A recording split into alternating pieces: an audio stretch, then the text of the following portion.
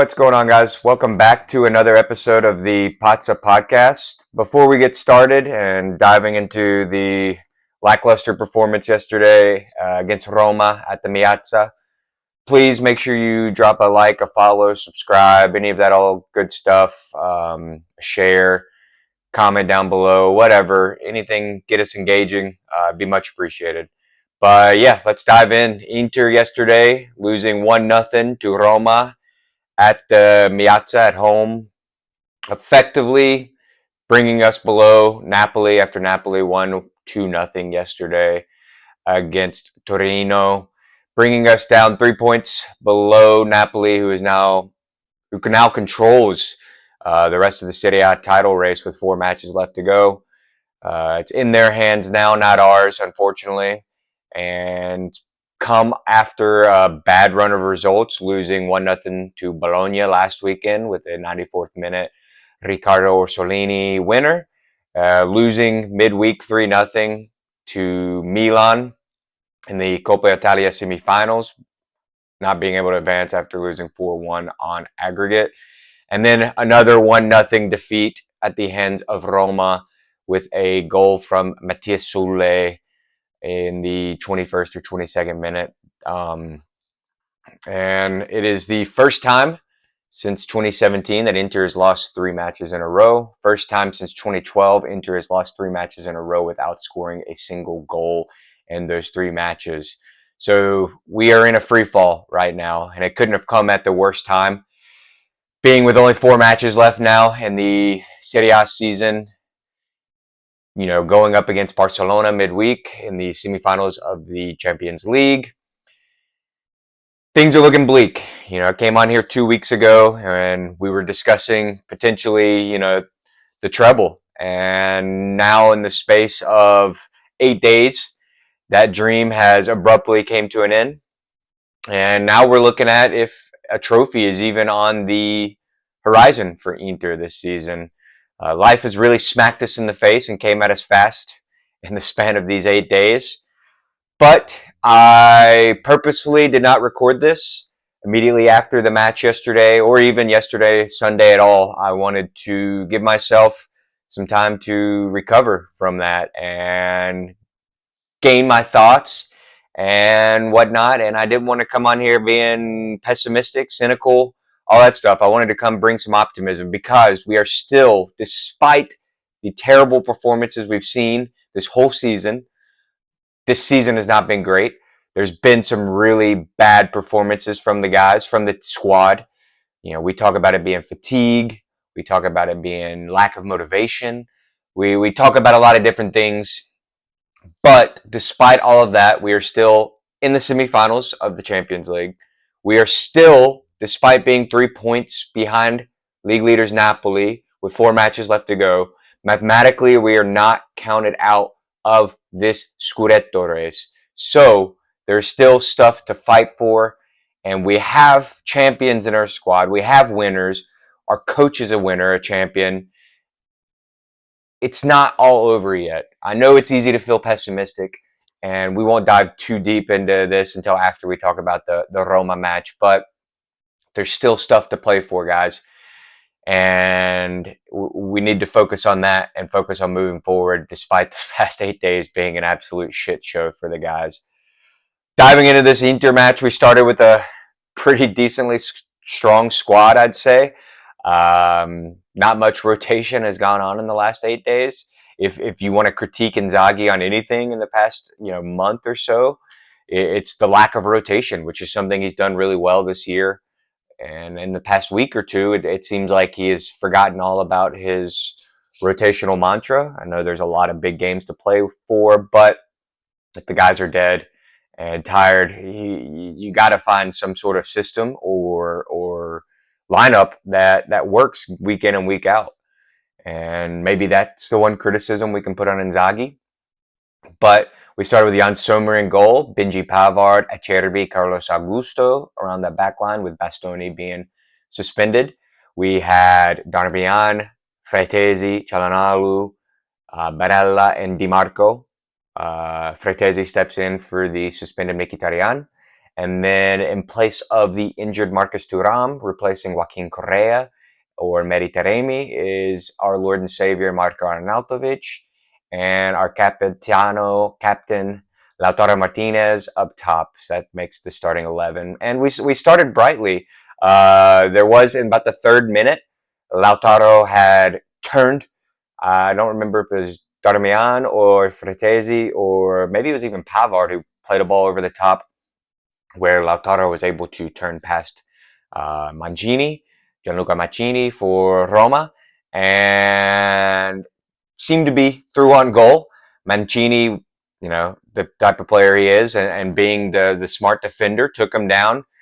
Referee Michael Fabbri, who we will talk about here in a minute and later on in this match, really made a meal of some things, but he just showed the yellow, pulled it out immediately. Don't know if VAR looked at it or not. I will say, it could have potentially been denying obvious goal scoring opportunity. Lautaro essentially was through on goal, would have only had Svilar in goal really up against him. The only thing I think that does save and makes this a good call, just being a yellow, was the distance to goal. Can't remember if it was Indica or who could have potentially gotten over there in front of Lautaro, just because they were slightly too far away from the goal for this to be a straight red card. But just wanted to see what you guys' thoughts were. It was, I think it was closer and more borderline than even the commentary made it seem. I think the referee probably did consider, what I can do, or consider the parameters of what makes this a red card or a yellow card, because it was close in my opinion. Don't know how you guys feel about it. Didn't really see anything else about it. There was bigger talking points later in the match. So just wanted to see what your guys' thoughts were. If you think a yellow was the proper call there, I think it was, but I don't think you can be criticized for maybe having the discussion about if a red would have been potentially on there or not.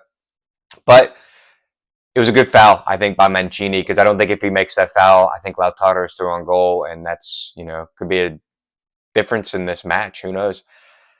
Arnautovic again, he found a good run through as well not too long after, and found Fratessi, who knocked the ball in the goal.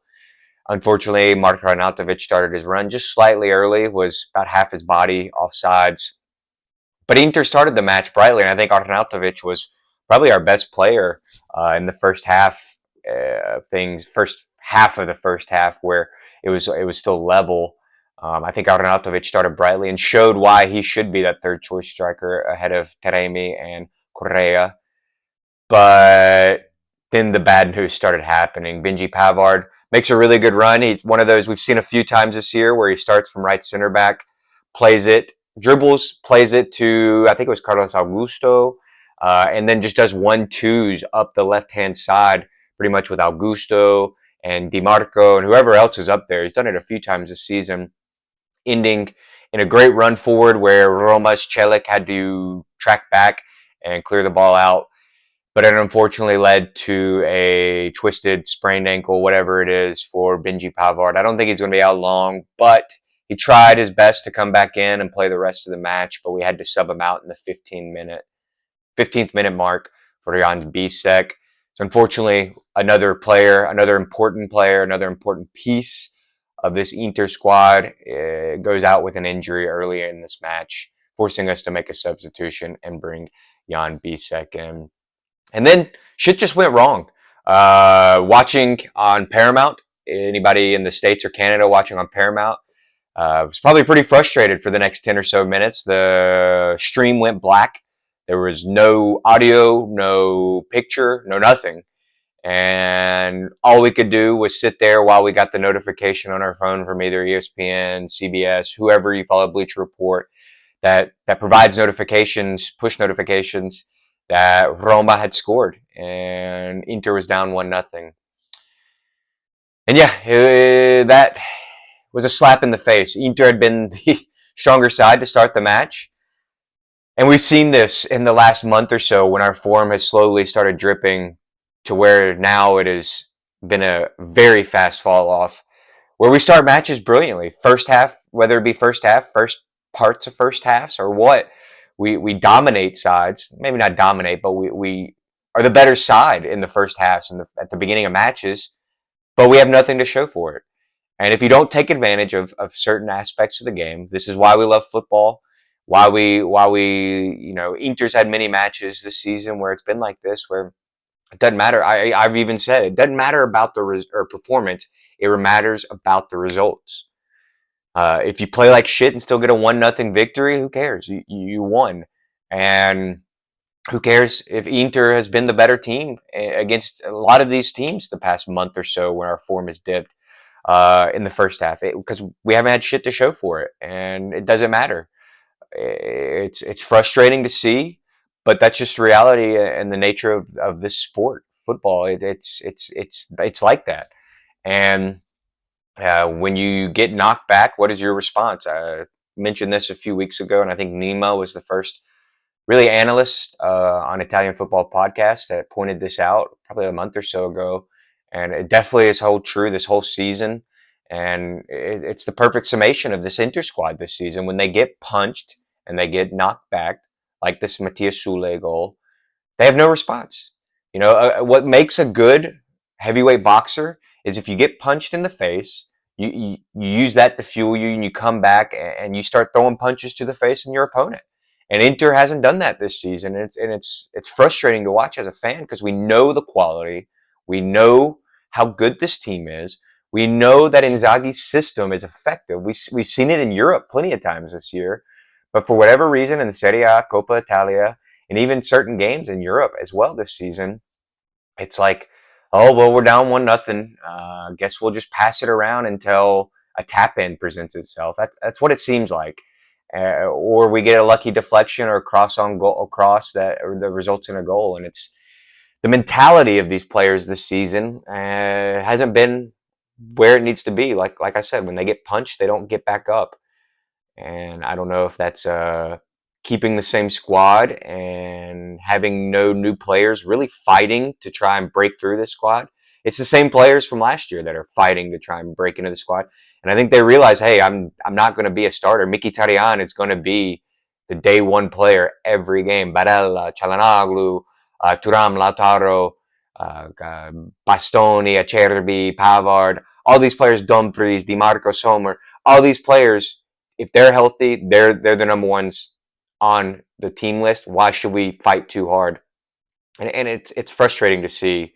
And I don't know if it's also an Inzaghi problem. If the players are losing faith in Inzaghi, I don't think it's that way. And I think when you watch the games, you can tell that it's not that way. But I don't know. You guys comment. Let me know what you think is the reason for this mentality this season. It's really frustrating to watch. But yeah, watching the highlights since the game was blacked out and didn't get to see those 10 minutes and Roma's goal. Some people are blaming Di Marco, some people are blaming on Bisek. It was an unlucky deflection again off of Carlos Augusto, which then hits Darmian, lands in Sule, who did a good job keeping his run going. I mean, Di Marco or Bisek should have followed that run, so you can blame either one of them. But again, another bad deflection that doesn't go Inter's way. I think that was pretty much the story of this match, the last match. A Bologna match, a lot of big matches we've had this year. It's just like the deflections that usually last season would go our way into our path or away from a rushing player is now not falling our way. And it takes a little bit of luck, especially if you're in 3 competitions to win any of them. It takes some luck, and it hasn't been on our side this season, unfortunately. But after that, there was no response. We effectively maybe had 2 or so chances after this that could have potentially, been something. But Roma actually, after the goal, was the immediate responder better. They responded way better. They should have been up, honestly, 2 or 3-0 on Inter at the half with their response after that goal. It's like that goal shook Inter and we collapsed. And it was just frustrating to watch the rest of that match. We brought on some subs in the second half. Zalewski and Dumfries finally made his long-awaited return, came on for Di Marco and Darmian. I think They made a difference when they came on. I think you could see, albeit Roma was sitting a little deeper, you can see the attacking Dumfries coming on the right side. Even though he didn't have any much of his marauding runs, he was more effective in the air on the backside. Zalewski, this was the first match I actually think Zalewski showed what he's capable of and what he can bring to the table. I think he had a pretty decent match coming in off the bench.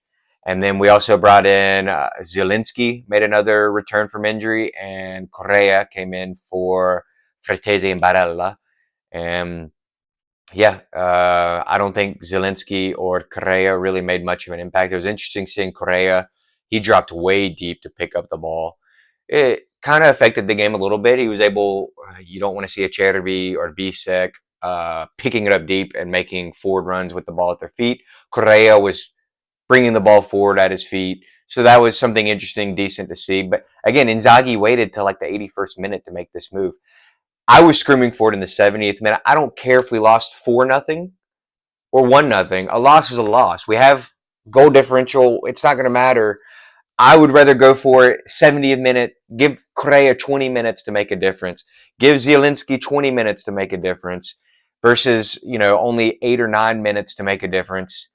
Like I said, if you lose 5-0 or lose 1-0, it doesn't matter. Who cares? You lost either way. But at least go for it, man. 1-1 would have been a whole lot better of a result than losing 1-0, which we did. So that kind of frustrated me a little bit. But the most frustrating thing was the last 10 or so minutes. Referee Michael Fabbri absolutely ruined this match. It should have been Roma deserved to win and get all 3 points, no doubt about it. Like I said, they should have been up 2-3-0 at half. They weren't. And you can say that, and that can be true, but you can also say that Inter was absolutely robbed of one penalty at the least, if not two. There was even 3 penalty shouts. I don't think one of them definitely held water, but I think there's 2 one for sure, 2 that you could maybe make an argument with. The first one that I think you can make the argument with, but it's not as clear cut as the last one. Dumfries and Indica in the box. Crosses coming in. They both lock in. There's no extending of the arms from Dumfries or Indica. They lock in on each other. They're holding each other, and they both fall down 50-50. There's nothing wrong there. They're both going at it. And then when Dumfries tries to get up off the ground, Indica is holding on to him and pulls him back to the ground. The ball was coming in across, so Dumfries couldn't get to the ball because he was getting held down. Dumfries gets the foul called on him. No VAR look. There was no check at all. Absolutely ridiculous. If you're going to not call the initial foul where they're both holding on to each other, you can't call a foul against Dumfries when he's trying to get up and the guy pulls him down. That one was ridiculous. The only thing I can say is maybe he was calling the first foul where they're locked in each other. The defender's going to get the benefit of the doubt every time. That's the only thing I can say on that one, but still, should have been a look there. Second one, almost similar thing, but I think Dumfries did push out. So that, I think, was a foul on Dumfries. They called it a foul. But then the third one, Indica again. This all 3 times on Indica. He escaped the match with not even a yellow card, which is ridiculous. Michael Fabbri, absolutely terrible match. No one knew what was going to be a foul, a yellow card, a red card. No one knew anything. Anytime he blew the whistle, it was like watching a U8 match, under 8-year-old match where everybody stops and looks at the refs and wait for a long-winded explanation on what he blew the whistle for. Had no control of the match whatsoever, Michael Fabbri. Ridiculous. The last one, cross coming in, I think it might have been even a corner maybe. I can't remember. I was fuming and I just lost all the aspects of it. Ball's crossed in. Bisek's wide open. Going to have pretty much a tap-in, header, whatever. Easy chance. Just him and Svilar off of a cross corner, whatever it was. Before he can even attempt to jump or attempt to position his body in front of goal to have this chance, Indica is on his back, arms wrapped around him, pulling him down. Referee waves it away. I don't even know if they went to VAR. What happened? Absolutely. It's a scandal. It is an absolute scandal. It's an absolute robbery. Never seen anything like that. Not even looked at. No explanation. I hate the Paramount Plus expert, Christina Unkel. They brought her in though, and she was absolutely dumbfounded as to how this was not a penalty. Um, Bonetti, the Milanista commentator, even said it should have been a penalty. Scandal of the highest order. And here's the problem. Us as Inter fans, we're wrong done. We didn't deserve to win the match, but that robbed us of potentially a 1-1 draw, only being 1 point behind Napoli. But it's not just us that got robbed here. You have teams like Bologna. You have teams like Lazio. You have teams like Juventus. You have teams like Fiorentina who are fighting for that fourth spot to try and get into the Champions League alongside Roma, who the 3 points that Roma got because of this, where it potentially could have been won, could make a huge difference, those 2 points, for teams like that trying to get in the Champions League. So it's not only us that are upset, it's these 4 other squads that absolutely got screwed by Michael Fabbri and the incompetence of the Serie A crew that did not even look at it. I think they did look at it, but did not even take into consideration anything to give this a penalty. It absolutely should have been a penalty. It's robbery. It's robbery for Inter, for Bologna, for Lazio, for Fiorentina, for Juventus. It's absolute robbery. I don't care if you're a Milan fan, if you're a Roma fan, who a fan you are of, you have to take your subjective glasses off and see that that is an objective penalty every day of the week. It's absolutely ridiculous. I was so upset that I couldn't even understand, or after the match, my wife, she was trying to talk to me and I was trying to be attentive, but I couldn't. I was so infuriated that that is all I could think about, is how that was not given. And it's scandal. It's absolute scandal. I don't want to spend any more time on it. It's just ridiculous. Absolutely ridiculous. And we should feel hard done. I don't think we deserve to win. I'm not saying that. But when something like this happens, you have to feel hard done by.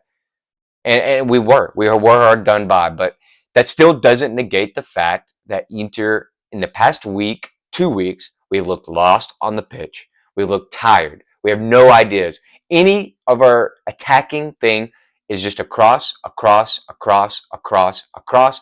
Hey, cross isn't on. Let's recycle it back around. Go all the way back to Jan Sommer. Pass it between our 3 center backs for half an hour. Cross on the other side. There's no creativity. Nothing. It's absolutely infuriating. This squad this past week. It's this past 2 weeks. The midfield. Inzaghi. You know what Fratessi is. You know exactly what type of player he is. Why do you insist on keeping on using him, or not bringing him off earlier? He offers nothing offensively unless he scores a bullshit tap-in goal. He can't pass the ball. He can't break the lines. He can't dribble through defenders. There is nothing he brings to the midfield at all. So why keep using him? Uncle Sean and I listen to him all the time. He always talks about, and it's true, Inzaghi doesn't move players around out of their positions. He doesn't change tactical formation. But come on, try something different. Çalhanoğlu, push him more forward up the pitch. Have him playing in that Mkhitaryan Barella role alongside Barella here. And I don't know, bring Asllani. Asllani didn't play bad against Milan. Bring him in. At least you know you're going to get the same type of shit you get from Çalhanoğlu lately, where it's just going to be horizontal passes back inside or passes back to the back line from him. Çalhanoğlu can offer more up top offensively going forward in the attacking third than Fratessi can offer at all. It's frustrating. I don't understand. Other than fatigue, this was the first match, and I've been optimistic. This was the first match that I don't think we can blame fatigue. I think it was just an absolute piss poor performance from the squad, from everyone barring Francesco Acerbi. He was absolutely incredible this match. Winning the ball against Dobbik, that one tackle he had at the end where he came out of nowhere. Roma should have scored. I think it was Dobbik again, one-on-one with Jan Sommer. I don't know how Acerbi got there, being 37 years old, on essentially 1.5 testicles, and able to get back there and make the block that he made, saving Inter from going 2-0 down. He was playing in midfield, giving it his all, bringing the ball forward, launching balls over the top. He played incredible. Francesco Acerbi, bravo. He was the only one on the field that showed any fight, any grinta. Everybody else was pathetic, and yeah, Inter deserved to lose 1-0, maybe 2-0. But like I said, the same can be true that Inter deserved to lose, but you can also say Inter was wrong done and deserved to have a penalty there. Uh, it's frustrating. But like I said, I'm going to try and be optimistic. There's still 4 matches left in the Serie A. Still a lot of football left to be played. It's 360 minutes of football to get this Scudetto back from Napoli. It's going to be tough, though. We got Barcelona on Wednesday, and then following Tuesday in the semifinals of the Champions League. We're traveling to Barcelona on Wednesday with, I think they said, the shortest amount of rest in Champions League history, knockout history. It's against us. We'll see how the boys respond midweek, but then back on the Scudetto, the Serie A, we travel and play Hellas Verona, and then we have Torino, who we saw had no ideas or invention against Napoli yesterday.